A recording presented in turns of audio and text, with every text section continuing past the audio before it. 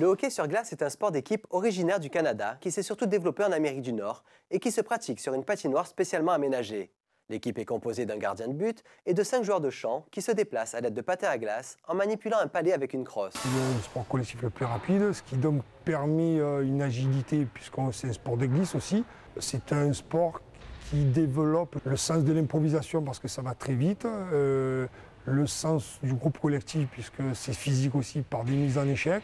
C'est-à-dire un peu avec le corps, rentrer dans l'adversaire suivant des règles bien précises par rapport à l'arbitrage. Il y a le casque grillagé qui est obligatoire maintenant pour tous les âges, il y a la crosse, il y a l'équipement on est rembourré de partout. Et donc effectivement, ça permet aux joueurs d'avoir ce contact, ce qui permet donc un jeu physique et technique en même temps qui est tout à fait agréable.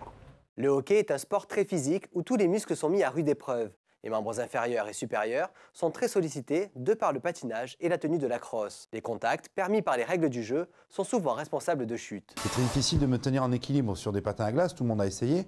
Et en plus, quand vous avez des contraintes, des contacts, des charges dessus, vous devez être très fort sur vos abdominaux, sur vos troncs, avec une solidité sur les jambes.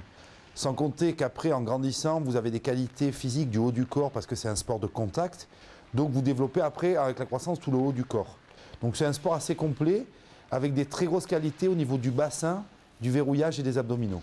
Il y a un gros turnover, où vous avez très peu de temps pour faire vos preuves, et quand vous passez un entretien, vous avez très peu de temps pour faire vos preuves, pour vous faire valoir. Et bien, hockey sur glace, les gens savent en très peu de temps rendre le meilleur d'eux-mêmes.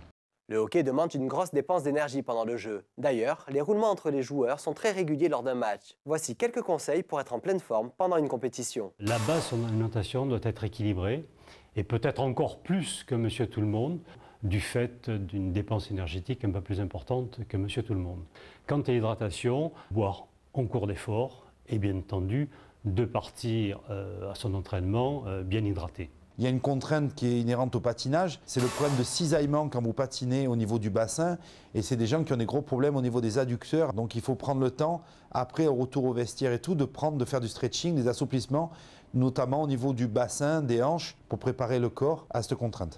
Le hockey sur glace est essentiellement un sport masculin car les contacts entre joueurs y sont violents et fréquents.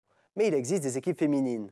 Ce sport s'est au fil du temps décliné en de nombreuses disciplines, se jouant avec un palais ou une balle, mais toujours avec une crosse. Hockey sur gazon, roller inline hockey, street hockey, rink hockey ou encore le hockey subaquatique qui se joue sous l'eau.